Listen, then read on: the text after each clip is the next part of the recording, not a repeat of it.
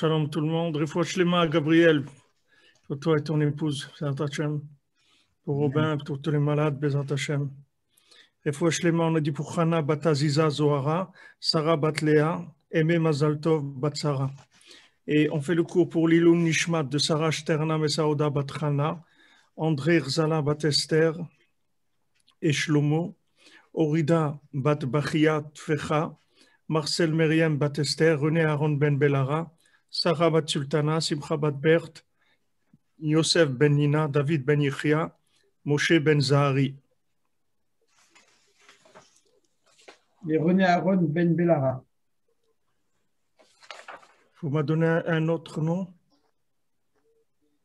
René Aaron ben Belara. Voilà. Ça c'est pour la Refoua? Ça non, c'est l'Ilum Nishmat aussi. Ah, Ilum Nishmat, oui, je l'ai dit, oui, vous me l'avez communiqué. Voilà. Bezrat Hashem. Voilà, et on fait le cours pour la Bezrat Hashem pour la délivrance. Il faut bien qu'Hachem nous sorte de là. Amen. Parce que tout seul, on ne va pas sortir. Donc, s'il ne vient pas nous chercher, on ne peut pas y arriver. Donc, qu'est-ce qui s'est passé? Rabbi Nathan, il nous dit pourquoi la sortie d'Égypte, elle s'est faite principalement par la Makat Bechorot, par le fait que Hachem, il a envoyé une Makat, il a une plaie, il a toutes les plaies qu'il a envoyées avant, ça a remué un petit peu, mais ça n'a pas fait l'effet désiré, c'est-à-dire de la Géoula. Mais Hachem, il averti depuis le début que Béhémet, il allait envoyer une plaie qui allait les délivrer. Hachem, il savait depuis le début que Paro, il n'allait pas lâcher le morceau, comme on dit tellement facilement. Et donc, il fallait quelque chose de très spécial qui s'appelle Makat Bechorot. Et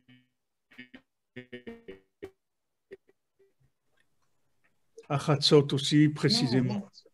Alors, Rabbi Nathan, il dit c'est précisément par le fait que Hachem, il a frappé les premiers-nés. Parce que malgré tous les miracles qu'il y a eu avant, Paro ne s'est pas soumis de façon parfaite. Et il s'est endurci jusqu'à que Hachem il lui envoie la plaie des premiers-nés. Et que les premiers-nés d'Israël, ils ont été sauvés.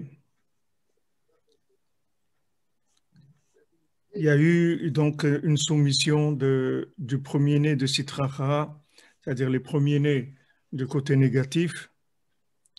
Et à ce moment-là, il y a eu la montée du Bechor de Gdusha, c'est-à-dire du premier-né du côté de la sainteté. Et ce premier-né du côté de la sainteté, c'est quoi? C'est quoi cet affrontement? C'est quoi cette notion du premier-né dans la Gdusha? Ça représente quoi?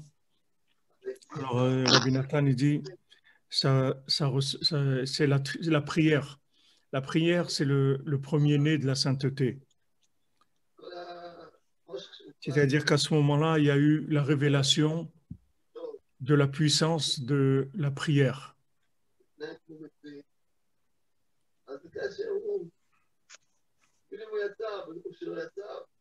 Vous entendez bien? C'est bon? Il n'y a pas de... C'est OK?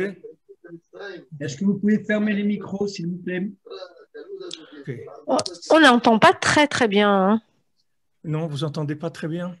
C'est moyen, c'est un peu faible. Vous voulez... qu'est-ce que je peux essayer de monter le son, mais... Moi, j'entends très bien. Hein. Ouais. Daniel, j'entends très bien, Par moi. contre, il faut que tout le monde ferme le micro. Oui, oui. Sinon, je vais passer tout mon temps à travailler. Et moi, j'aimerais bien écouter Rav Israf. C'est OK. Alors, normalement, le son est OK. C'est comme on fait d'habitude. Il n'y a pas de changement. Non, mais c'est bon, là. Allez-y. ואז נתגלה פעולת התפילת ישראל וצעקתם כל ימי הגלות, ואז נגאלו ויצאו ממצרים. C'est-à-dire qu'il y a la révélation de la force de la prière. En fait, c'était ça le problème. Le problème c'était ça, et c'est le même problème qu'on vit aujourd'hui. C'est-à-dire que tant qu'on n'a pas compris d'un côté que c'est la seule solution qu'on a, et d'un autre côté que c'est la solution la plus puissante qui existe, alors on ne peut pas sortir de l'exil. Il n'y a pas de possibilité de sortir de l'exil. Maintenant, Paro, c'est le même, il n'a pas changé. Il a changé sa photo ou son nom, il a pris un autre nom, mais c'est le même. Il a pas, le principe de Paro, c'est le même. L'exil d'Égypte, c'est le même. Rabbeinu dit que l'exil de l'Égypte, c'est le type même de l'exil général. C'est-à-dire à chaque fois qu'il y aura un exil, une galoute, un esclavage, ça sera toujours, on appellera ça toujours l'exil d'Égypte.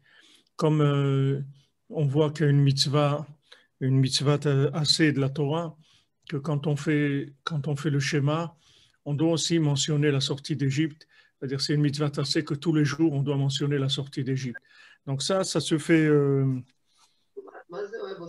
quand on fait le schéma, qui est l'acte même de la Emouna. En même temps, on mentionne la sortie d'Égypte. Parce que, si vous voulez, quand on dit Hachem Echad, que Hachem il est un, en fait, il n'y a que Hachem. Alors, on mentionne aussi la sortie d'Égypte.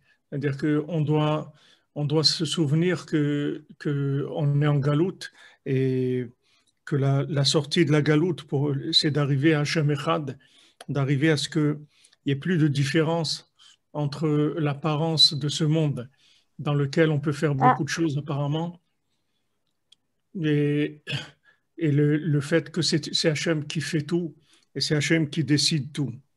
Le jour où on comprendra que Béhémet, dans ce monde, on ne fait rien du tout, que c'est que Hachem, alors on est délivré. Ça, c'est la clé de la délivrance. Ça s'appelle le Bechor de la Gdusha, le premier-né de la Gdusha. C'est-à-dire de savoir qu'en fait, tout ce qu'il y a dans ce monde, ça n'est qu'une apparence de croire qu'on peut faire quelque chose, ou qu'il y a des gens qui peuvent nous faire quelque chose, ou qui peuvent nous aider, ou le contraire, qui peuvent nous faire du mal. De croire ça, c'est l'exil d'Égypte. Tant qu'on n'a pas compris que, en fait, on a tous les outils qu'il faut pour se libérer, on a, Baruch Hashem, une bouche, on a un cœur, et avec ça, ça suffit. Il n'y a pas besoin d'autre chose. Avec ça, on peut tout obtenir. Rabbeinu dit, avec ça, on obtient tout. Donc, tant qu'il n'y a pas eu cette plaie-là, c'est-à-dire de nous débarrasser, comme Hachem est en train de faire, Hachem il est en train de nous débarrasser du Bechor de Paro. Il est en train de nous débarrasser du premier-né de Paro, parce que qu'est-ce que c'est le premier-né de Paro? C'est de croire qu'il y a des gouvernements qui gèrent bien les choses, qu'on peut s'appuyer sur eux, qu'on a des gens, comme on dit, responsables. Ce sont des gens responsables qui prennent en compte les problèmes des citoyens et qui veulent le bien des citoyens et qui créent des structures pour aider les citoyens à être heureux, à être en bonne santé, à réussir leur vie, etc. Et maintenant, on est en train de voir que ça n'a pas l'air d'être ça du tout, que le système, il n'a pas l'air d'être intéressé ni par notre réussite, ni par notre santé, ni par notre bonheur, ni par rien du tout. C'est-à-dire que on est en train de se rendre compte que c'est même le contraire, c'est que c'est peut-être eux qui sont responsables de tous nos malheurs. Donc, Baruch Hashem, quand on voit ça, c'est merveilleux. C'est merveilleux de voir ça. C'est Hashem qui intervient. C'est-à-dire quelle joie il faut avoir de voir que ces gens-là, c'est des gens qui font des choses horribles. des choses horribles, des crimes contre l'humanité, des choses horribles. C'est extraordinaire de voir ça. Avant, ils étaient mignons, ils étaient en costume, cravate, mignons, sympathiques, des beaux sourires, des galas, des choses extraordinaires. Maintenant, on voit que c'est pas du tout ça. C'est pas du tout ça. C'est-à-dire que c'est des gens qui font des choses horribles, horribles, et qui veulent vraiment du mal, qui nous veulent vraiment du mal. Alors quand on voit ça, déjà, uniquement de voir ça, comment il faut dire merci mon Dieu, comment il faut remercier les tzadikim, qu'ils ont permis ce retournement-là de situation. C'est-à-dire avant, il y avait toujours, bon, il y a toujours eu des scandales dans la politique, dans la médecine, il y a toujours eu des scandales.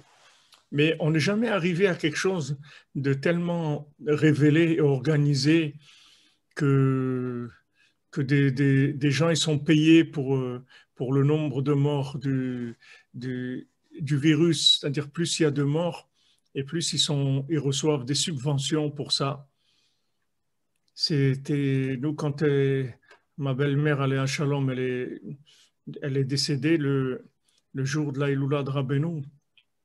Comment ils ont insisté à l'hôpital pour qu'ils inscrivent qu'elle est morte du Covid, alors il faisait que pendant tout le temps qu'elle était à l'hôpital, tous les jours, il faisait une bdika et contrôlait tous les jours pour voir si elle avait le Covid. Et elle n'avait pas le Covid, elle n'est pas morte du Covid.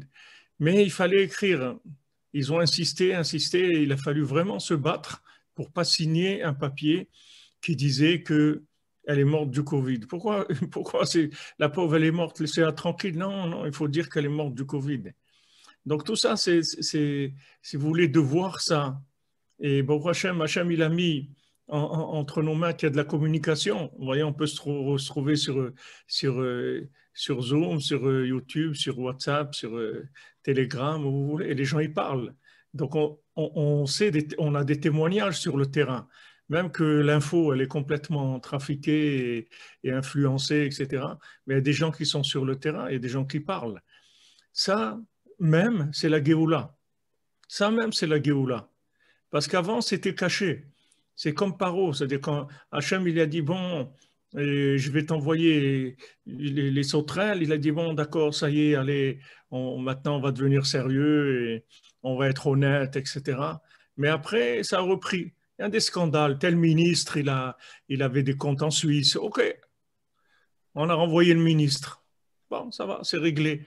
Il y a eu tel professeur qui faisait ça. OK, on a arrangé plus ou moins, ça va, ça passe. Mais là, c'est fini. C'est tout le système qui est en train de tomber. Au niveau monétaire, au niveau santé, au niveau politique, au niveau... Tout est en train de tomber, s'écrouler. Et ça, Baruch Hashem, il faut dire merci mon Dieu de ça, et il faut remercier Hachem. Il faut dire merci parce que on voit que Hachem ne nous a pas abandonnés, que les tzadikim ne nous ont pas abandonnés et que c'est eux qui travaillent derrière tout ce système-là et que tout est contrôlé et qu'il n'y a personne qui fait ce qu'il veut. Il n'y a personne qui va faire de nous ce qu'il veut. Même s'ils ont des intentions comme ils ont, c'est Hachem qui s'occupe de nous et Hachem il nous aime. Et on s'appelle les premiers-nés d'Hachem, et il va nous délivrer. Hachem, il va nous délivrer. Et tout ça, il le fait pour nous délivrer. Maintenant, quand on voit que c'est dur, c'est très dur. Voilà, combien de gens, Hachem Ishmor, qui sont partis, combien de gens malades, combien de gens qui souffrent. C'est sûr que c'est dur. Alors, mon cher Rabbeinu, il dit à Hachem, mais je ne comprends pas. Depuis que je suis venu parler avec Paro, alors ça, c'est devenu encore plus dur qu'avant. C'est devenu plus dur qu'avant. Mais Rabbeinu l'explique que, en fait, quand il est venu parler avec Paro, quand la Torah nous dit qu'il est venu parler avec Paro, c'est-à-dire qu'il est venu délivrer la parole. La parole, elle est prisonnière chez Paro. Paro, c'est les lettres Oref, c'est la nuque. C'est expliqué dans les Sfarim que Paro, il se trouve dans la nuque de chacun d'entre nous. Et il ne nous laisse pas parler. vous croyez que vous êtes libre de parler. Alors moi, je vous dis, faites un essai très simple. Prenez les psaumes de David, prenez un écouté de Philote, prenez un Tikkun Klali. Il vaut des doutes, c'est plus difficile de remarquer parce que c'est notre propre parole. Mais quand vous lisez une prière, essayez de dire les mots avec, avec foule, avec votre voix complète. Vous voyez, vous avez des cordes vocales. Les cordes vocales, vous pouvez les utiliser en pleine intensité, c'est-à-dire que vous utilisez toutes vos cordes vocales, ou vous pouvez les utiliser à moitié, ou au tiers, ou au quart. Essayez de dire des mots de prière, des mots de psaume, avec votre corde toute l'énergie vocale et tout votre cœur. Essayez de faire ça, vous allez voir. Vous allez voir la guerre que c'est. C'est une guerre. C'est une guerre. Rabbeinu, il savait ça. Rabbeinu, Rabbi Nachman, Rabbeinu Akadosh, Vanora, Rabbeinu, il mettait des heures avant de commencer la prière. Il ne pouvait pas prier. Il n'arrivait pas à prier.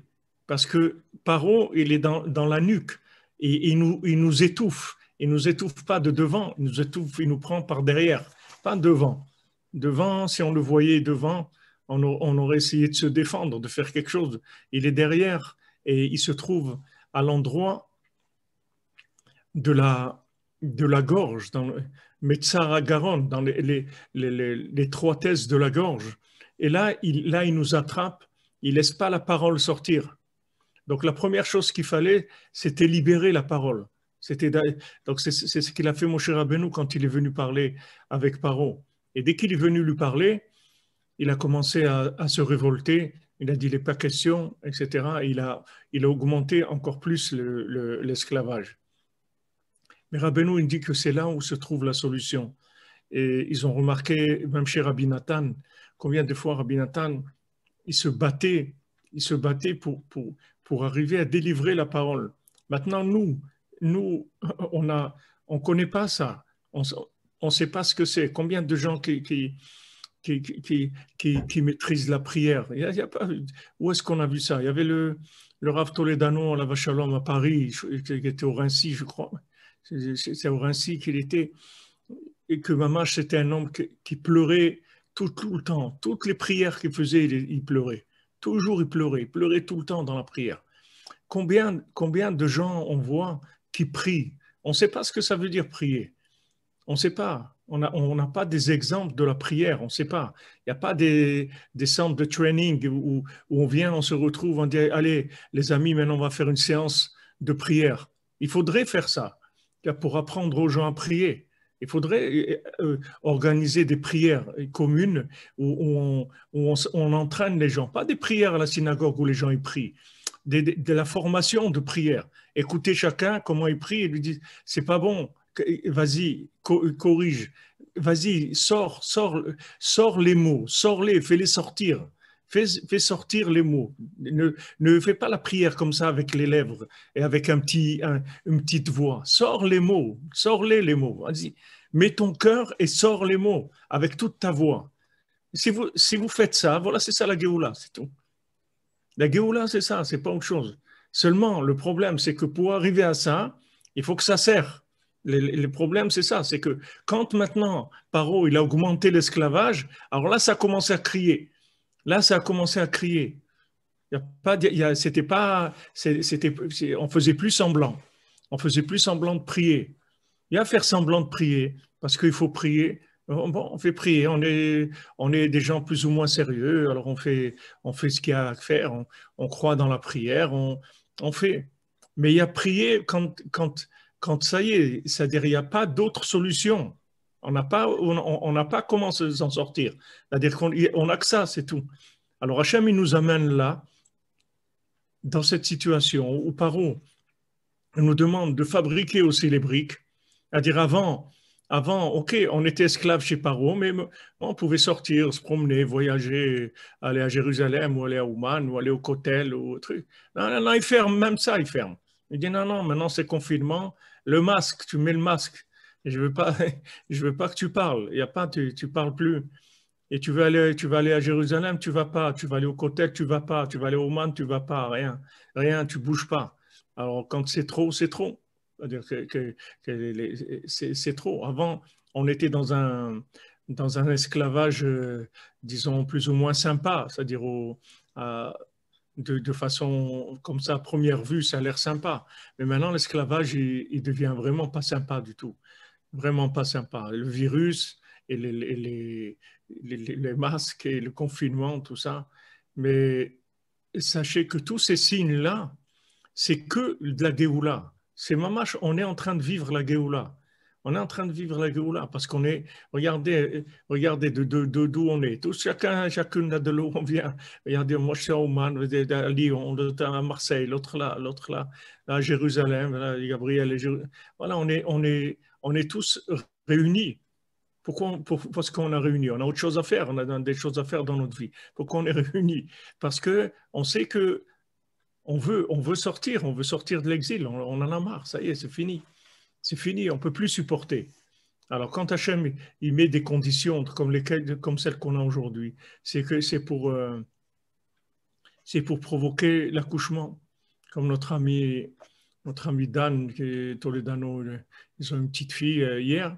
Alors il m'appelait, il me dit voilà, c'est arrivé le moment et le bébé il sort pas, et truc. Alors ils veulent percer la poche des os. Alors soit la poche des os elle se perce naturellement, soit on perce la poche des os pour que ça sorte et tout. Alors quand Hachem il voit que naturellement ça vient pas, parce qu'ils nous ont tellement dormi qu'on a oublié ce que c'est la prière, on n'a jamais su ce que c'est, on n'a jamais vu prier, on a oublié la prière. On ne sait pas ce que c'est. On ne sait pas du tout ce que c'est la prière. Si on savait ce que c'est la prière, Mashiach serait venu depuis très longtemps. On ne sait pas ce que c'est la prière. On n'a jamais prié. On n'a jamais appris à prier. On a vu des gens qui faisaient de la mimique de prière, mais de la prière, on ne sait pas ce que c'est. On n'a jamais vu. Sinon, ça n'aurait. La prière, c'est extraordinaire. Quand vous goûtez à la prière, c'est extraordinaire. C'est fini après. Vous ne pouvez plus vous en séparer. Une fois que vous avez goûté, je parle de votre prière à vous. Je ne parle pas d'entendre la prière de quelqu'un d'autre. Votre propre prière.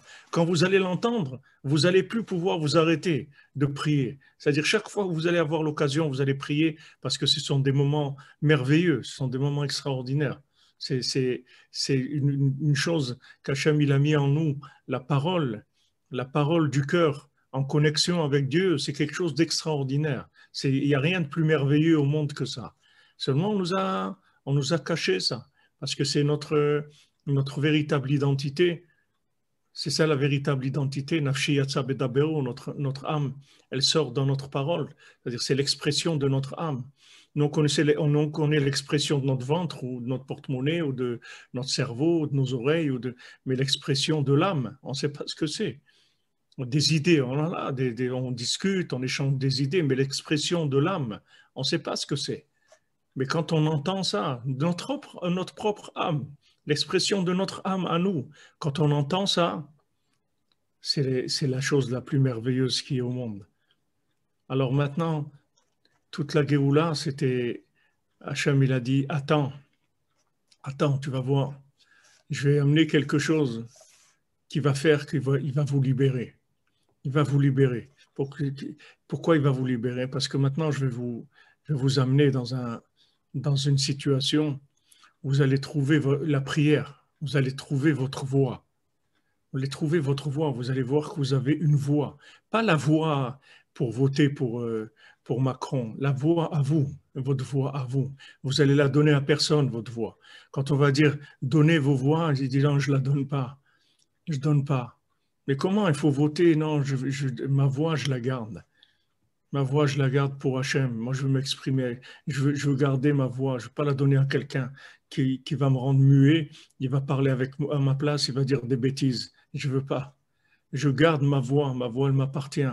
Je veux, moi, parler avec Hachem. Je suis une créature d'Hachem. Je veux parler avec mon papa, c'est tout. Je ne veux pas que vous me mettiez des masques. Je veux parler avec mon papa. Et là, on commence. Là, ça commence. Et c'est ce qui est en train de se passer en ce moment. Baruch Hashem. Il y a la voix qui se libère. La voix qui se libère. On voit qu'il y a de la prière. Voilà, ils ont fixé, je ne sais pas quand, demain, ou je sais pas, un jour, j'ai vu, c'est en février, c'est pas, je sais pas, j'ai vu une annonce que un jour de cri comme ça, tout le monde va crier vers Hachem. Je me souviens quand j'étais à l'école, j'avais peut-être, j'étais au CM1. Ça, je sais que c'est CM1. Je sais pas CM1 combien c'est, quel âge c'est, 8 ans, 9 ans, quelque chose comme ça, je ne me rappelle pas.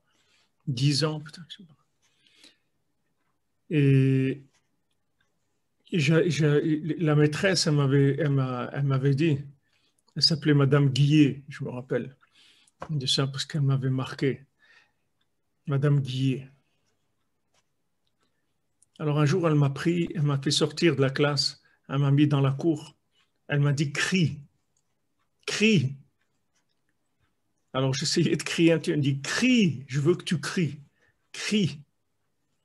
Et Bémet, ça m'a fait beaucoup de bien. C'est-à-dire que quelqu'un, il me coach comme ça en tant qu'enfant qui, qui essaye de m'aider à crier. J'ai besoin de crier. Bon, prochain, maintenant, je crie toute la journée, mais avant, c'est-à-dire en tant qu'enfant, je ne savais pas ce que c'était de crier. Je ne savais pas ce que c'était de crier. C'est pour ça que je vous dis que Mehmet, quelqu'un qui veut faire une mitzvah, d'apprendre aux enfants, d'apprendre aux adolescents, aux adultes, de tous les âges, d'apprendre aux gens à prier. De leur apprendre, de faire des cours de prière. Pas de prier ensemble, d'apprendre aux gens de faire des cours particuliers ou en petits groupes de prier, de prier, c'est-à-dire montrer aux gens qui ne savent pas prier. Voilà, maintenant, on va vous apprendre à prier. Alors, vous allez voir des petites voix fluettes, un truc, et vous allez voir qu'il n'y a pas toute l'énergie dans la voix. Il n'y a pas toute la puissance. Et il faut arriver à ça. Si la personne arrive à ça, elle a tout dans sa vie. Elle a besoin de rien d'autre. Il y a besoin que du cœur et de la voix. C'est tout ce qu'il y a besoin. Avec ça, on obtient tout. On n'a besoin de rien. On a tout en nous. Seulement, on nous a asphyxiés. On nous a empêchés. Alors, maintenant qu'on nous a mis les masques, déjà, on était masqués. Déjà, comme ça. Alors, maintenant, ils ont mis les masques. Alors là, dès qu'ils ont mis les masques, Hachem, il a dit, maintenant tu leur as mis les masques. Alors moi, je vais te démasquer. Voilà, tout a commencé à sortir. Allez, les poubelles, toutes les poubelles du monde, elles ont commencé à se vider. Voilà, celui-là, ce qu'il fait, voilà l'argent, voilà qui il a donné de l'argent, voilà qui l'a payé, voilà combien de gens il a tué, voilà le sang de ça, voilà le truc, des horreurs, des horreurs. Allez, ça sort. Et on n'est qu'au début, hein, ils vont sortir des choses. Hachem, il démasque le mal. Donc on est mamage dans la Géoula, il faut avoir beaucoup de simcha. Il faut avoir beaucoup, beaucoup de joie. Il faut dire vraiment merci à Hachem, que c'est ce qu'on attendait et depuis la création du monde. C'est ce qu'on attend, c'est cette Géoula Harona. On attend la dernière délivrance. Voilà, on est dedans, on est en plein dedans. Il n'y a pas la suite, ça va être après que des merveilles, Bézant Hachem. Là, on est dans les difficultés et encore, c'est avec beaucoup, beaucoup de miséricorde. Avec beaucoup de miséricorde. Même ce Covid et tout, c'est beaucoup, beaucoup de miséricorde. Ça aurait pu être beaucoup plus difficile que ça et beaucoup plus grave. Et heureusement qu'on a tous les tzadikim qui prient pour nous. Et on a combien de gens, bon, Hachem, qui se lèvent à Chatzot et qui font les conseils de Rabbeinu et qui font des tikkun haklali, du chesed, et de la tzedaka. Et avec ça, ils adoucissent la rigueur, que ça se passe le plus facilement, que l'accouchement, en fait, ces gens-là, ils font la péridurale pour que ça soit facile, que ça soit pas, qu'on sente pas les douleurs, que ça soit pas trop douloureux. Bien que ça soit douloureux, il y a malheureusement beaucoup de gens qui souffrent de ça, mais proportionnellement aux résultats qui sont obtenus, c'est rien du tout. C'est vraiment rien du tout. Et normalement, pour avoir des résultats comme ça aurait dû être vraiment des grandes catastrophes. Mais bon, Hachem, c'est Bechesed Gadol. Mais on est en plein dedans. C'est-à-dire que quand vous voyez que vous avez besoin de vous exprimer, ça veut dire que vous êtes dans la vérité. Vous êtes dans la vérité. C'est ça la vérité. La vérité, c'est la parole, le besoin de l'expression, mais il faut que ce soit une parole vraie, pas une parole extérieure. Et comme on ne sait pas ce que c'est, parce que tous les échanges qu'on a faits, c'était toujours derrière un masque. On n'a jamais su parler vraiment complètement à découvert. On ne sait pas ce que c'est. Donc maintenant, on apprend ça. C'est-à-dire toutes ces situations, elles sont faites pour nous amener à ça, de parler vraiment de tout notre cœur, de mettre tout notre cœur et notre voix complètement dans la communication. Et à ce moment-là, c'est plus une parole juste d'expression d'idées ou de choses comme ça. C'est une parole créatrice. C'est ce que Rabbeinu appelle la malchoute dans la Torah 56. C'est notre pouvoir. Notre pouvoir, c'est ça. Pourquoi on dit on vote avec des voix? Voilà, celui-là, il a tant de voix et l'autre, il a... Parce que c'est ça qui donne le pouvoir. Comment ils prennent le pouvoir? C'est avec la voix des gens qu'ils prennent le pouvoir. Et si maintenant, ils nous ont tellement dégoûtés qu'on ne va plus leur donner notre voix, la voix, on va la donner à Hachem, alors on va prendre le pouvoir. On va commencer à prendre le pouvoir. Le pouvoir, ce n'est pas la révolution. Ce n'est pas 1789. Ce n'est pas ça le pouvoir. Le pouvoir, ça veut dire que maintenant, on va pouvoir mettre notre âme en action. C'est-à-dire notre âme, elle va agir directement dans le monde. C'est-à-dire qu'avant, l'âme, elle était derrière. Elle était cachée. Qui est-ce qui agissait? C'est l'imagination, c'est l'intellect, c'est de la réflexion avec en lisant des bouquins, en regardant de la télé ou en s'instruisant à l'école. Et voilà, c'est notre expression, notre vie, elle était là-dedans. Maintenant, quand on découvre la force de la parole, c'est-à-dire l'expression de l'âme, c'est l'âme qui prend le pouvoir. Et quand l'âme, elle prend le pouvoir, ça y est, c'est le pouvoir d'Hachem dans le monde. Parce que notre âme, c'est une partie d'Hachem. Donc chacun à qui on va donner la possibilité de libérer la parole, ça va être le pouvoir d'Hachem Mamash. C'est pour ça qu'Hachem il dit, en Égypte, c'est moi. C'est pas un chaliach. Je ne vais pas envoyer quelqu'un. C'est moi-même en Égypte. C'est moi qui viens vous libérer. Pourquoi c'est moi? Parce que c'est l'expression de l'âme de chacun et de chacune qui a crié, qui a fait sortir tout ce qu'il y avait comme vouloir à l'intérieur, comme espérance, comme émouna, c'est sorti dans la parole. La parole, c'est l'outil de la émouna. C'est-à-dire que la émouna, Rabbeinu dit, émouna tlouya bépé, la émouna, elle dépend de la bouche. C'est dans la bouche, la émouna. Les gens qui sont des grands connaisseurs dans le son, alors Rabbeinu dit qu'en entendant la voix de quelqu'un, ils peuvent savoir où il se trouve dans son degré d'émouna, dans la parole. Quand vous vous exprimez dans la prière, le son de votre voix, c'est ça votre degré d'émouna. Plus maintenant vous avez d'énergie dans le son, et plus ça veut dire que vous avez d'émouna, c'est-à-dire vous savez qu'on vous entend, vous êtes sûr qu'on vous entend. Alors notre épreuve de la fin, c'est la émouna. Rabbeinu l'a dit, tous les tzadikim, ils ont dit, la preuve de la fin, l'épreuve de la fin, c'est la émouna. Comment on va s'en sortir? Comment la émouna? La émouna, ça veut dire qu'on va être obligé d'utiliser notre bouche, c'est tout, parce qu'on verra, il n'y a que ça, c'est tout. On ne donnera plus notre voix à personne. Notre voix, on va l'utiliser parce qu'on sait qu'on est capable. On n'a pas besoin de donner notre voix à un autre qui va parler pour nous, qui va faire des choses pour nous. On va les faire nous-mêmes, les choses. Avec la force de notre âme, c'est-à-dire avec la force d'Hachem qui est en nous. Comme il me disait le petit Layani à la Vachalom, il me dit, fais avancer Hachem en toi. Avance avec Hachem qui est en toi. Fais avancer Hachem en toi. Le petit Shmuel Layani à la Vachalom. Fais avancer Hachem qui est en toi. C'est-à-dire que quand on parle avec Dieu, quand on exprime la prière, on fait avancer le Hachem qui est en nous. C'est lui qui prend le pouvoir. Et il n'y a pas tellement de choix, c'est-à-dire où on fait avancer Hachem qui est en nous, ou c'est les autres qui nous rendent esclaves. C'est tout. Il n'y a pas une solution intermédiaire. Il n'y a pas de liberté et que maintenant on peut être libre autrement. Vous pouvez comprendre tout ce que vous voulez. Vous pouvez avoir un cerveau énorme avec des compréhensions énormes. Tant que maintenant vous n'avez pas le pouvoir, vous n'avez rien.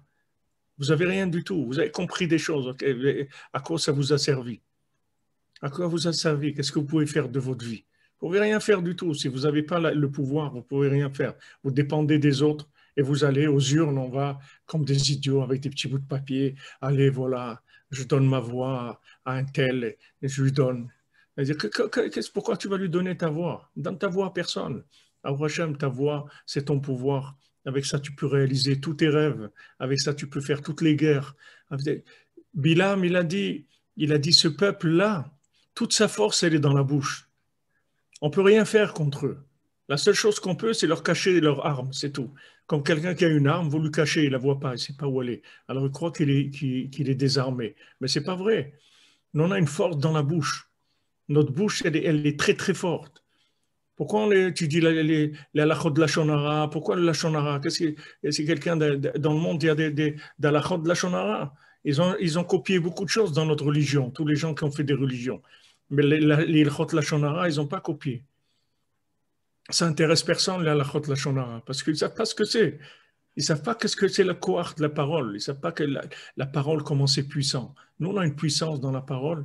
Il faut s'investir dedans et résoudre tous les problèmes avec la parole. Tous les problèmes. Vous avez besoin de quelque chose. Vous avez besoin de shalom bayit. Vous avez besoin d'éduquer vos enfants. Vous avez besoin de vous marier. Vous avez besoin de refoua. Vous avez besoin de parnassa. Tout, vous l'avez dans votre bouche. Tout est dans votre bouche. Il y a pas, c'est pas ailleurs. Il n'y a pas besoin de chercher. Vous avez tout sur vous. Seulement, on ne vous a pas appris comment ça marche, c'est tout. On ne vous a pas appris. Vous savez, des fois, comme ça, ça arrive qu'on achète des fois des machines ou des trucs et on les utilise des années et on dit c'est dommage. Une fois, on parle, on dit à quelqu'un, c'est dommage que cette machine, elle ne fait pas telle chose. Mais il dit, mais oui, c'est ce modèle, il fait ça. Il dit, mais non, il dit, oui, voilà, il faut appuyer ici. Et il vous montre qu'en fait, vous aviez cette machine à la maison et vous ne saviez pas l'utiliser. Et vous croyez tout le temps qu'elle n'avait pas cette fonction-là, alors qu'elle avait la fonction. On ne sait pas, on ne connaît pas notre force. On ne connaît pas notre force. Qui est-ce qui nous donne, qui a trouvé? C'est David Amelech, il a trouvé la force de la parole, la force de la prière. Ani tfila. Et moi, je suis prière. Ani Rabbeinu, Ani c'est mon âme, il dit Ani c'est la neshama. Moi, je suis la prière. C'est-à-dire, mon âme, c'est la prière. Mais ce n'est pas la prière de la récitation des mots. Ce n'est pas cette prière-là. Cette prière, elle est bien, mais c'est une salle d'attente de la prière. C'est pour entretenir la mémoire que ça existe, la prière. Mais la prière, c'est pas ça. La prière, c'est l'expression du cœur à travers la parole, mais avec toutes les cordes vocales. Et vous voyez, il y a combien d'histoires où ils ont raconté pour Rabbi Nathan, pour Rabbeinu, qui voyaient comment ils se battaient pour prier. On dit aussi sur le rabbi de Satmer, le Rav Yoel, l'ancien, qu'il a donné une fois à quelqu'un à vérifier ses tefilines. Alors la personne lui a vérifié, elle lui a ramené le lendemain, elle lui a amené à midi les tefilines. Alors le rabbi lui a demandé pourquoi tu m'amènes les tefilines à midi. Il dit Rabbi, tous les jours vous priez à midi. Il dit moi tu crois que moi je prie à midi? Moi je commence à prier à 5 heures du matin. Mais seulement les mots ils commencent à sortir à midi. Je mets 7 heures pour pouvoir commencer à prier. J'ai 7 heures de préparation où j'essaye jusqu'à ce que j'arrive à prier. Mais je ne prie pas à midi. À midi, c'est quand les mots ils sortent. Alors qui est-ce qui prie comme ça? Et les gens, en général, quand ils font la prière, ils regardent quand ils vont partir, quand les trucs, et qu'est-ce qu'ils ont à faire, etc. On travaille, on a les enfants, les trucs. On n'est pas dans la prière. Donc on est obligé de se trouver des moments où on fait de la vraie prière, des moments où on prie vraiment, même si ce n'est pas beaucoup, c'est un quart d'heure, mais de faire de la vraie prière. Et il faudrait vraiment faire ça, c'est-à-dire apprendre aux gens à prier, faire des cours de prière. Vous voyez, on est étonné parce que ça n'existe pas. Ça n'existe pas. Vous voulez des cours pour apprendre des choses, la Torah, on va vous faire des cours de Torah, toutes sortes de cours. Mais dites à quelqu'un, je voudrais un cours de prière. Vous allez voir que lui-même, il va dire, c'est quoi un cours? Qu'est-ce que tu veux exactement? Eh bien, un cours de prière, vous m'apprenez à prier. Il dit, voilà, tu sais lire. Ah ben voilà, vas-y. Non. Rabbeinu dit, la prière, c'est... On appelle Hachem, c'est un appel. On appelle Hachem. On se connecte, on connaît notre âme avec sa racine qui est dans Dieu. Et de ça, il faut apprendre. Quelqu'un qui nous montre, qui ne sait pas ce que c'est. Au moins qui nous aide à avancer un petit peu. Qui nous aide à avancer, à dire les mots, clairs, bien articulés, clairs, avec toute l'intensité des cordes vocales et tout le cœur à l'intérieur. C'est tout, c'est pas compliqué. La méthode, elle n'est pas compliquée. Seulement, tant qu'on n'a pas essayé, on ne sait même pas que ça existe. Je vous promets qu'on ne sait pas que ça existe. Il y a des gens qui prient des années et des années, ils n'ont jamais prié. Ils croient qu'ils ont prié. Après, ils s'étonnent, ils disent « Ouais, mais j'ai prié et tout, ça n'a pas marché. » C'est pas vrai, tu n'as jamais prié. Prie comme ça. Priez comme je vous ai dit maintenant, vous allez voir tout de suite, ça marche. Si vous avez besoin de quelque chose. Tout de suite, ça marche. Parce que c'est un pouvoir, la prière. La prière, c'est pas... Ne croyez pas que la prière, c'est qu'on est en train de demander à Hachem quelque chose. C'est pas demander à Hachem quelque chose, la prière. La prière, le mot tefila, en hébreu, c'est nashon nefila. C'est-à-dire que, en fait, quand je prie, c'est comme si je vais cueillir un fruit qui se trouve dans un arbre. Je saute et je vais attraper le fruit et je le prends. C'est ça la prière. La prière, c'est malchout, c'est un pouvoir. C'est pas je demande, s'il te plaît, Hachem, donne-moi ça et on va voir ce qui va se passer. C'est que quand je prie, je prends la chose. Je prends la chose. C'est pour ça que les tzadikis, vous voyez, quand ils disaient quelque chose, ils ne pouvaient plus revenir en arrière.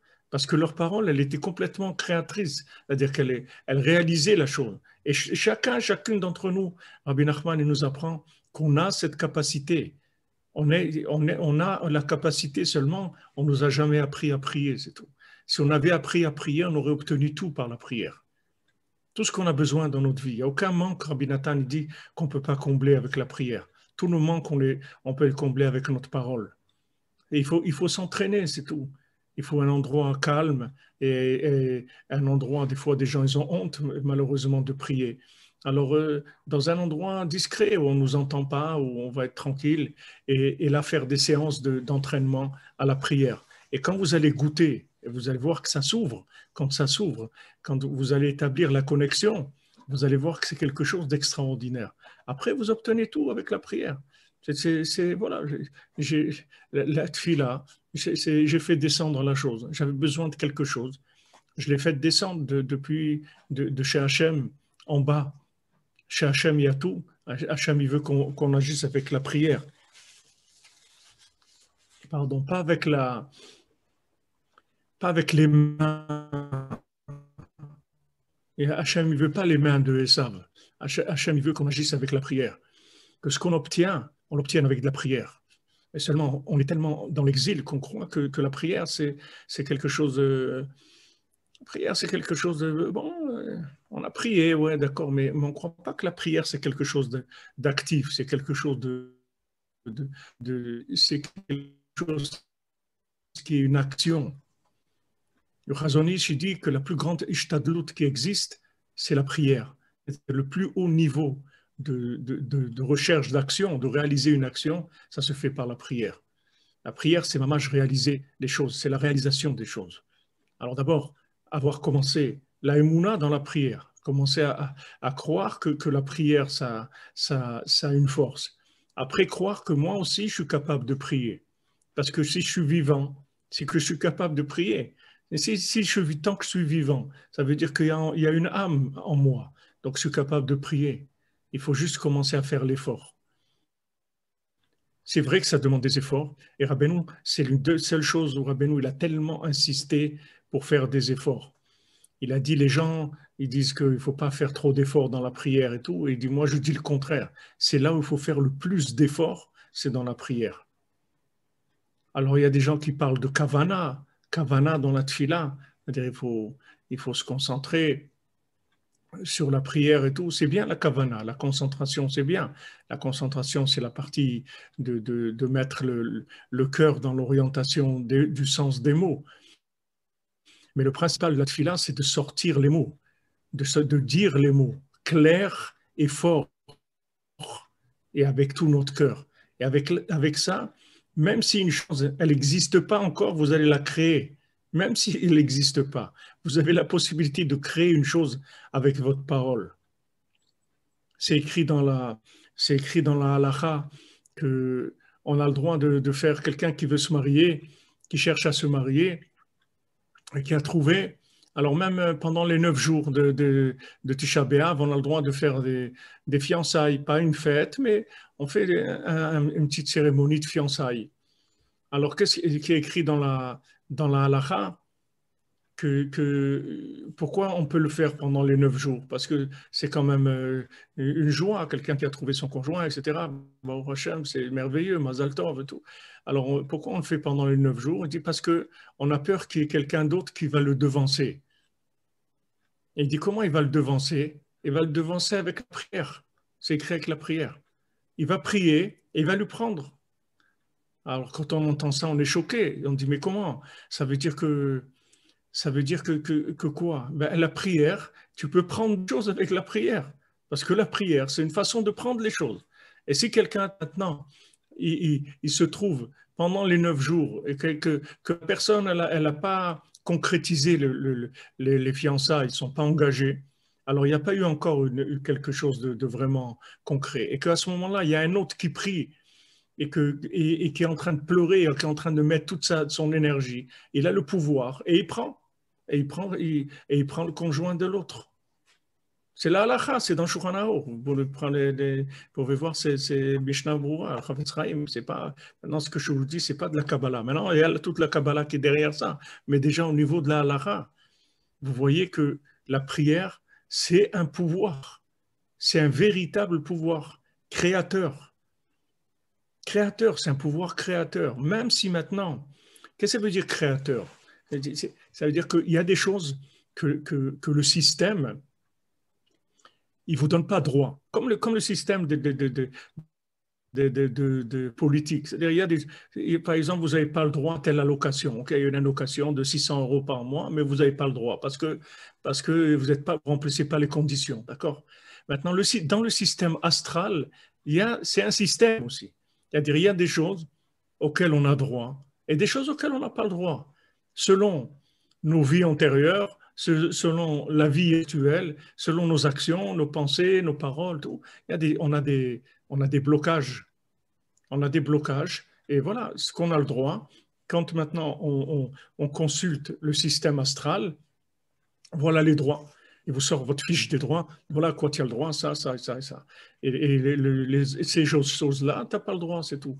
D'après le système astral. D'accord? Donc, si vous vivez sans la prière, comme on a dit ici, la vraie prière, c'est-à-dire l'expression véritable de votre pouvoir, alors vous vivez sous le pouvoir astral. C'est pour ça que des gens, ils vont vous dire, Madame Soleil, elle va vous dire, voilà, votre signe, truc, d'après ça, cette semaine, pour vous, elle est super, vous pouvez faire des choses, etc. C'est le système astral. Un système astral, c'est un système. C'est la même chose qu'il y a le jour et la nuit, un système astral. Maintenant, ce qu'il faut savoir, c'est que nous, ça, c'est rien pour nous. C'est pas, nous, on ne s'arrête pas là. Abraham Avinu, lui aussi, il a vu qu'il ne pouvait pas avoir d'enfant. Même Abraham Avinu, il a vu le système astral. Il a dit, je n'ai pas le droit d'avoir des enfants. Hachem lui a dit, OK, c'est d'après le système astral. C'est vrai que tu n'as pas le droit d'avoir des enfants. Mais au-dessus du système astral, tu as le droit d'avoir des enfants. Et pas que des enfants, tu as le droit à tout. Parce que tu peux tout prendre. Parce que quand tu as prié, en fait, tu as payé le prix fort. C'est ça le prix fort. C'est que tu t'es investi dans la prière, tu as mis ton cœur, tu as mis ta voix, tu as mis la force de ton âme. Et la force de ton âme, elle t'a fait acquérir cette chose-là. Non seulement tu l'as acquise pour maintenant, mais tu l'as acquise pour l'éternité. C'est pour ça qu'on dit que le Kotel Amaravi, le Kotel, il ne sera jamais détruit parce qu'il a été construit avec des armes, avec de la prière. Jamais il pourrait être détruit. Parce que vous le voyez matériellement, mais ce n'est pas de la matière, c'est de la matière éternisée. Elle peut jamais être détruite. Ce qui est construit avec la prière, ça ne peut jamais être détruit. Donc c'est vraiment très, très puissant. C'est un outil extrêmement puissant. Et il faut commencer à s'éduquer. Ce n'est pas la peine de faire beaucoup, parce que c'est pas... On est toujours, nous aussi, dans le système de Esav, qu'il faut faire beaucoup, aller beaucoup de quantité. Ce n'est pas la quantité. Après, vous pourrez arriver aussi à la quantité. Mais le départ, ce n'est pas la quantité. On ne commence pas avec la quantité. On commence, quand on fait une formation, on commence avec des petites choses. On ne commence pas avec de la quantité. La quantité, vous allez vous perdre, vous allez vous essouffler sur la quantité et le principal, vous n'allez jamais le faire. Il faut faire un petit peu et il faut s'entraîner et tout. Un petit peu s'entraîner. Rabbi nous dit même la prière du matin, on ne peut pas faire toute la prière de Kavana. Toute la prière, comme je vous dis, vous ne pouvez pas faire la prière du matin, toute la prière comme ça, sinon il faut que vous restiez la moitié de la journée et vous ne pouvez pas. Donc vous n'allez pas faire. Donc Rabbi nous dit, vous prenez un passage dans la prière qui vous parle. Vous sentez un petit peu d'émotionnel, un peu, ça vous plaît, ce passage-là, il vous plaît. Et là-dedans, vous investissez. Et le reste, vous faites standard, normal. Il y a un passage que vous prenez dans lequel vous investissez. Et à ce moment-là, si vous faites ça, vous allez voir des miracles dans votre vie. Pourquoi vous allez voir des miracles? Parce que vous allez sortir complètement du système astral. Il n'y a rien qui peut vous arrêter. Une fois que vous allez avoir le pouvoir de la prière, vous avez le pouvoir de décrocher de chez Dieu tout ce que vous avez besoin. Et Dieu, il demande que ça. Achef picha va mal ehu. Qu'est-ce qu'on dit tous les matins? Ouvre ta bouche, je la remplis. Mais ouvre ta bouche. Ouvre ta bouche, je la remplis. Mais ouvre ta bouche. Hachem, il ne dit pas à quoi. Qu'est-ce que je vais te donner? Juste ouvre ta bouche et je la remplis, c'est tout. Essayez, commencez et vous allez voir, vous allez être émerveillé des changements de votre vie. Mamash, vous allez être émerveillé. C'est quelque chose de merveilleux, d'extraordinaire. Déjà qu'on peut en parler comme ça, de façon aussi claire ou simple, c'est déjà un cadeau d'Hachem énorme. Un cadeau où c'était ça, où c'était ces paroles, où elles étaient en Égypte, dans le palais de Paro. C'est caché, parce que ça aussi, on nous le cache. On cache aux gens, on dit, voilà, celui-là, il est capable, celui-là, il n'est pas capable. Moi, toi, tu es doué pour ça, toi, tu n'es pas doué pour ça. On est doué pour tout, on peut tout faire dans notre vie. On a tout, on a le pouvoir de tout. Tout est dans notre bouche. Tout. On peut arriver à voir tout, le zivoug, les parnassa, les enfants, et la santé, et tout. On peut tout faire avec la parole, absolument tout. C'est la chose la plus puissante qui est au monde. Et il faut commencer. Donc ça, c'est la sortie d'Égypte. C'est pour ça qu'Hachem, il a dit, voilà, quand je vais faire cette paix-là, de détruire le premier-né d'Égypte, alors à ce moment-là, vous allez sortir. Alors c'est ce qu'il dit Rabbi Nathan. Ve'az nidgala pe'ulat tfilat Israël ve'tza'akatam kol yemei hagalut. À ce moment-là, ça s'est révélé, la force il dit, la pe'ulat tfilat Israël. Pe'ulat, c'est pas de la poésie. C'est pas de la poésie, c'est pe'ula, la pe'ula de la prière, c'est-à-dire l'action de la prière. L'action de la prière s'est révélée. Voilà la prière, voilà ce que ça a donné. Ça a donné la sortie d'Égypte.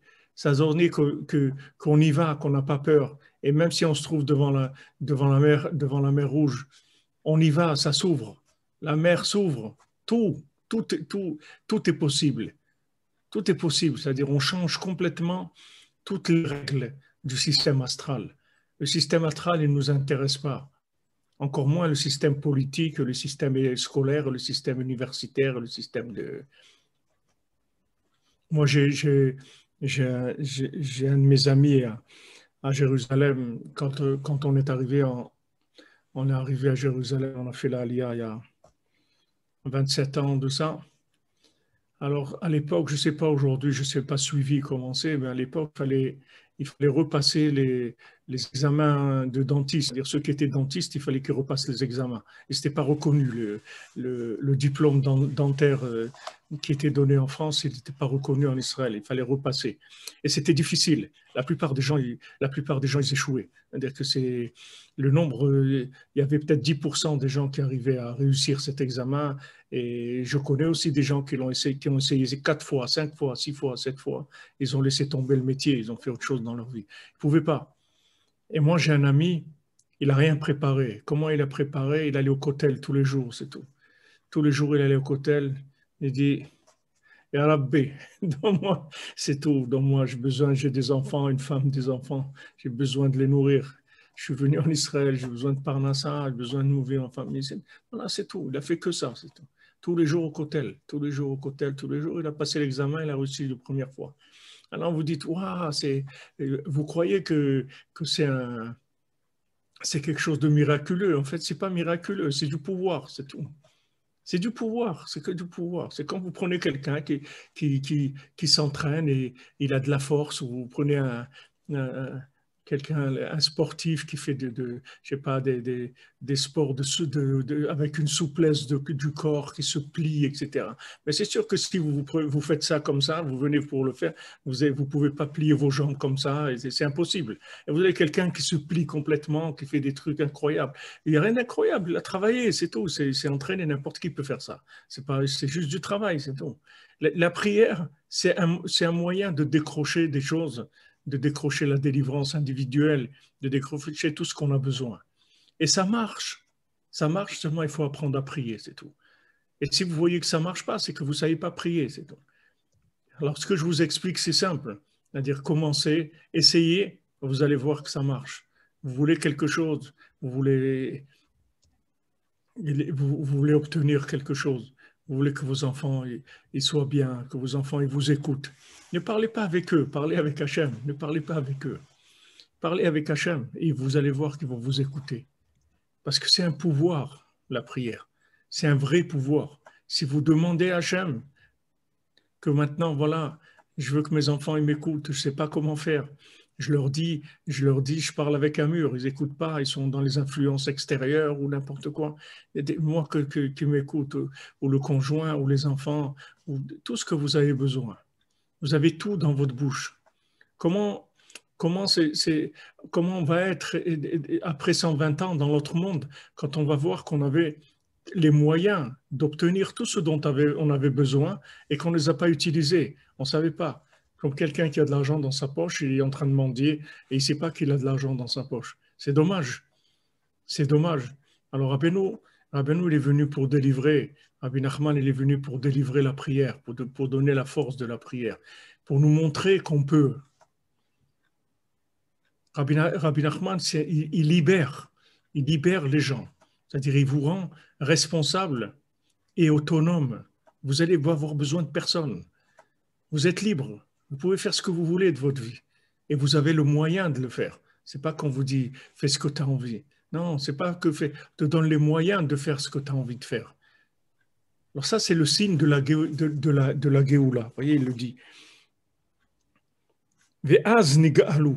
C'est-à-dire qu'au moment où il y a eu la prière qui a été la péoula de la prière, c'est-à-dire l'action de la prière, à ce moment-là, ils ont été délivrés. Ve'yatzum mitzraim. Et ils sont sortis d'Égypte. Et à ce moment-là, il y a eu la sanctification des premiers-nés, en opposition à ces premiers-nés de Paro, qui étaient ceux qui fabriquaient toute l'imagination, tout Hollywood, tout ça, c'est les premiers-nés de Paro. C'est ceux qui sont à l'origine même de l'endoctrinement et de l'esclavage mental et du lavage de cerveau des gens. Ces gens-là, c'est les Bechor de Paro, c'est les mêmes, ils n'ont pas changé, ils ont d'autres systèmes de comment ils s'expriment, c'est les mêmes, ils n'ont pas changé. Une fois que maintenant, Hachem, il a fait disparaître ces Bechor-là, alors automatiquement les Bechorim d'Israël, ils sont devenus Kadosh, Kadesh Likol Bechor. Hachem, il a dit maintenant, tout premier-né, il sera saint, il sera complètement sanctifié. Qui est Zelu Madze Asa Elokim. Parce qu'Hachem, il a fait chaque chose avec son contraire, son opposé. Kikmo Sheyesh Prinat Bechor Bigdusha. De la même chose qu'il y a un premier-né dans la sainteté, il y a aussi que dans la prière, c'est-à-dire dans Kedushat Israël, c'est-à-dire dans l'avoda de la prière. L'avoda de la prière, c'est le travail de la prière. Ça s'appelle le Bechor, ça s'appelle le premier-né. Kmoken yesh prinat Bechor de Sitrachara, je prinat Amalek. Alors le Bechor de Sitrachara, le premier-né, de l'autre côté, c'est Amalek. Prinat Reshit Goïm Amalek, comme c'est écrit Reshit Goïm, c'est-à-dire la racine même de Goïm, c'est Amalek. היינו שבחינת קליפת עמלק הוא מתגבר בכל פעם כנגד בחינת הבכור דקדושה. Donc Amalek, il attaque tout le temps le Bechor de Kedusha. C'est-à-dire, Amalek, il attaque tout le temps la prière. C'est ça qu'il attaque. Soit maintenant, on est fatigué, soit on a prié, on n'a pas la force. Parce que je vous dis, c'est dur, ne croyez pas. Je ne vais pas vous dire que de prier, c'est facile. Si je vous disais ça, ce ne serait pas vrai. C'est extrêmement dur de prier. C'est pas que dur, c'est très très dur de prier vraiment. Mais quand vous arrivez, vous allez voir, vous allez goûter à quelque chose que vous n'avez jamais goûté dans votre vie. Et une fois que vous goûtez une fois, après c'est beaucoup plus facile. Même si maintenant, d'une fois à l'autre, ça dure plusieurs semaines avant que vous retrouviez ça, quand vous allez le retrouver, ça y est, vous avez goûté une fois, vous avez vu, ça y est, on ne peut plus vous dire que ça n'existe pas. C'est-à-dire, vous avez, mais c'est dur, c'est sûr que c'est dur. Donc Amalek, tout ce qu'il fait, c'est pour essayer de nous empêcher de prier, et principalement en nous rendant tristes, c'est-à-dire en nous rendant tristes, en nous refermant sur nous-mêmes, comme quelqu'un qui est triste et il ne veut pas parler, il ne veut même pas parler avec les autres. Il dit non, laisse-moi, je n'ai pas envie de parler. Pourquoi il n'a pas envie de parler? Parce qu'il a asphyxié complètement. Il a rendu tellement triste qu'il n'a plus du tout la force, même pas de dire des mots. Rien du tout, il ne peut pas parler. Il ne veut même pas parler. Il ne veut pas s'exprimer. Donc ça, c'est Amalek qui fait ça. C'est-à-dire ça, c'est le Bechor de Sitrara. C'est le Bechor du côté, le premier-né d'Amalek.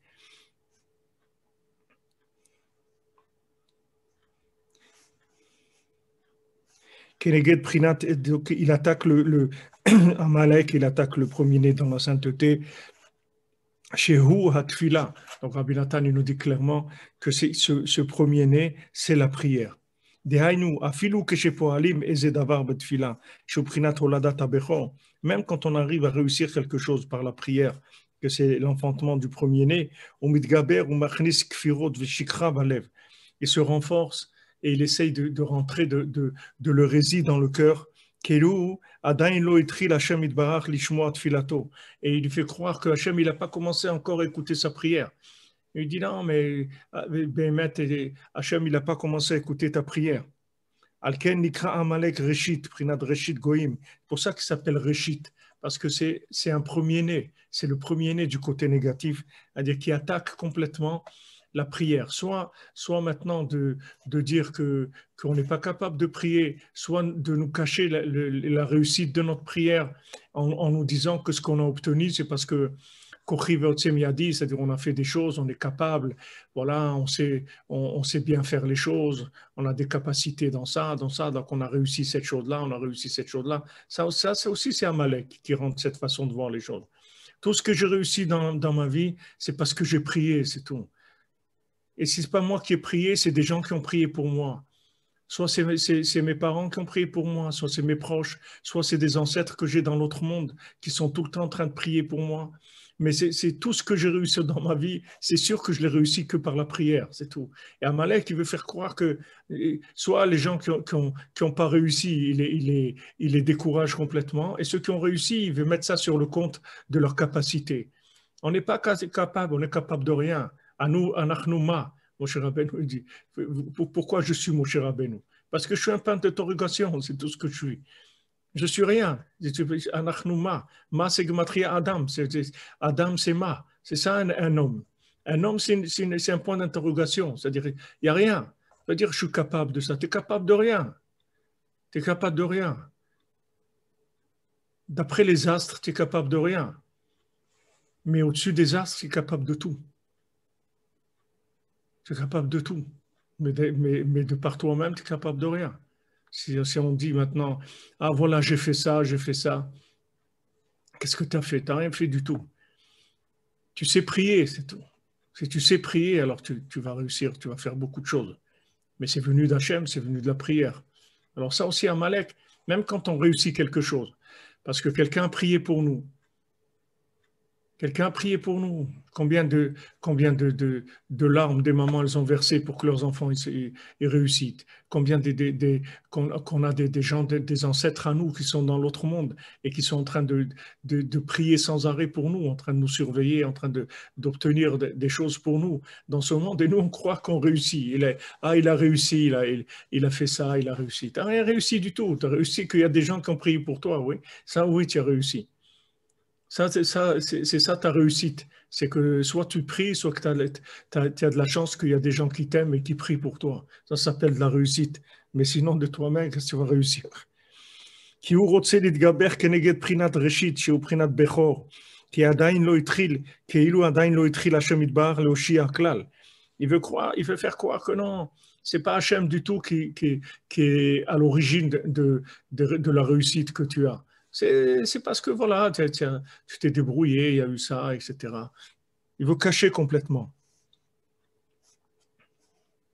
Et c'est de cet endroit-là où les premiers-nés d'Égypte, ils se nourrissaient. Parce que Amalek, c'est principalement l'Égypte. C'est tout le mal de toutes les nations, mais principalement l'Égypte. Qui sar shel Mitzrayim ou Deom Shua Amalek. Parce que le sar, le prince de l'Égypte en haut, l'ange qui est le prince de l'Égypte, c'est Édom, c'est Amalek.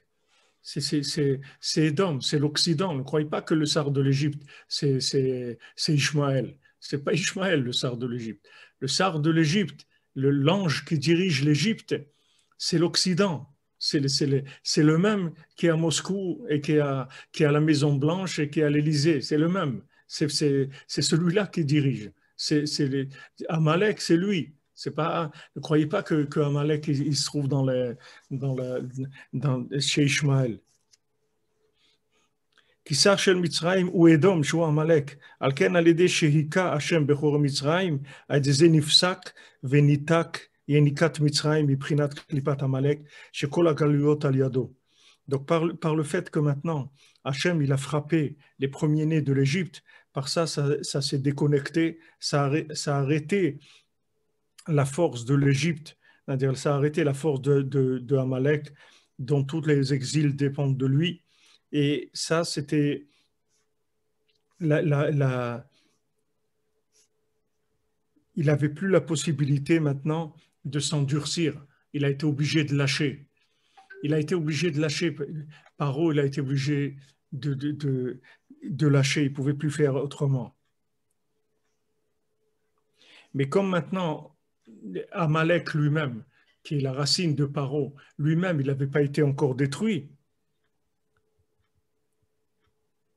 Alors après, et c'est pour ça qu'après, il a poursuivi les Béné Israël. Même quand ils sont sortis et qu'il leur a dit, allez-y, partez et tout, il n'avait pas détruit encore, il n'y avait pas la destruction de Amalek. Il y avait la destruction de Paro momentanément, mais après, Amalek, il lui a redonné de la force. C'est pour ça qu'il a couru, il a voulu faire du mal, encore essayer de faire du mal aux Béné Israël.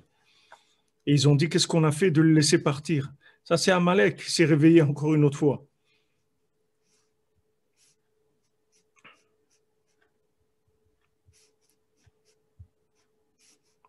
C'est pour ça que c'est écrit dans le Midrash que celui qui disait ça à Paro, que voilà, ils sont partis, ils se regardent, ils sont partis. Qui c'est qui parlait comme ça? C'est Amalek, c'est lui qui parlait à Paro.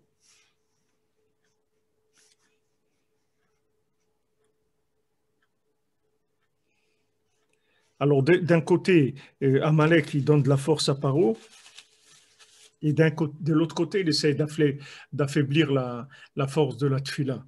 Donc voilà, Baruch Hashem, aujourd'hui, on voit qu'on est dans la réparation de ça, puisque d'un côté, Hashem, il est en train de frapper Amalek très très fort, et d'un autre côté, il nous donne la force de prier. Il nous donne envie de prier, il nous montre que c'est ça notre salut, c'est avec ça qu'on va s'en sortir. Donc, bon, Hachem, on est aidé sur les deux côtés. Alors, il faut s'investir dans la plus grande simplicité. Comme Rabbeinu l'a dit, Mashiach, il va venir avec des gens simples qui font des psaumes, c'est tout. C'est ça qui va amener le Mashiach. Amen. Moi, la Géoula va venir avec des gens simples qui font les psaumes, c'est tout. C'est ça, c'est là-dedans qu'il faut s'investir. Bon, Hachem, des psaumes, vous en avez, c'est un des livres les plus imprimés au monde, et il y en a dans toutes les langues. Il faut faire des psaumes. Rabbeinu dit, celui qui veut faire Mishirotse Larzor Betchouva, Yeragil Ba'amirat Teilim. Celui qui veut faire Tchouva, qui s'habitue à faire des psaumes tous les jours. Voilà, Rabbeinu nous donne les outils pour la Géoula. Baruch Hashem Ashrenu. Voilà les amis. Merci beaucoup, Ravitra. Merci à vous, merci d'être là. Et on pense toujours à vous, on prie aussi pour vous. C'est gentil, c'est gentil. C'est gentil, Daniel. À nous réconforter comme ça et donner des paroles qui nous donnent vraiment de la lumière dans notre cœur.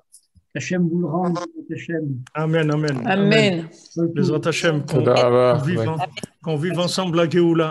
Amen. Amen. Amen. Hachem, je vois des visages que je connais pas. Je vous vois dans le YouTube.